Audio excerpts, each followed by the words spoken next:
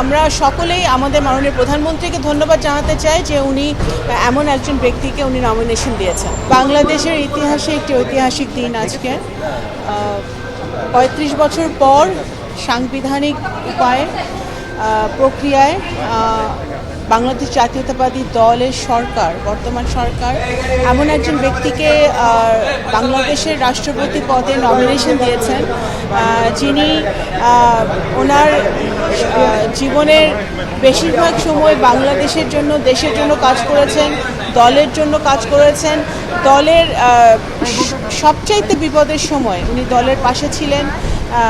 দেশনেত্রী বেগম খালেদা জিয়া যখন স্বৈরাচার হাসিনার মিথ্যা মামলায় কারাগারে ছিলেন, তখন উনি আমাদের যিনি আজকে রাষ্ট্রপতি প্রার্থী মির্জা ফখরুল ইসলাম আলমগীর, তখন ভারপ্রাপ্ত মহাসচিব এবং মহাসচিব হিসেবে দেশনেত্রী বেগম খালেদা জিয়ার জন্যে আমাদের বর্তমান প্রধানমন্ত্রী এবং দলের চেয়ারম্যান জনাব তারেক রহমানের নেতৃত্বে উনি অবিচলভাবে কাজ করে গেছেন, দলকে ঐক্যবদ্ধ রেখেছেন, দলের নেতাকর্মীকে ঐক্যবদ্ধ রেখেছেন এবং দেশের জন্য কাজ করেছেন।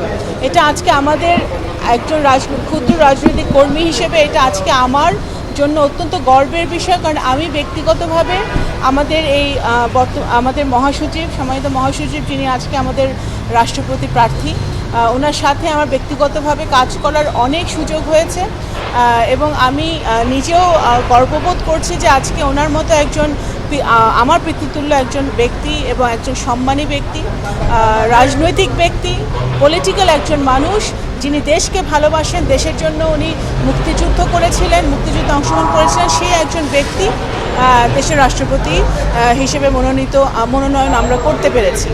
এবং আমরা সকলেই আমাদের মাননীয় প্রধানমন্ত্রীকে ধন্যবাদ জানাতে চাই যে উনি এমন একজন ব্যক্তিকে উনি নমিনেশন দিয়েছেন।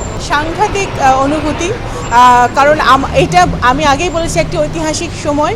আমরা সকলে আমাদের 300 সংসদ সদস্য এবং আমাদের নারী সংসদ সদস্য যারা আছেন, সকলে আমরা আজকে একটি ইতিহাসের সাক্ষী হয়ে থাকব। আমাদের সম্মানিত ভারপ্রাপ্ত স্পিকার, আমাদের স্পিকার সকলেই কিন্তু আজকে পুরো বাংলাদেশের 17 কোটি মানুষ কিন্তু আজকে ইতিহাসের সাক্ষী হয়ে থাকবে।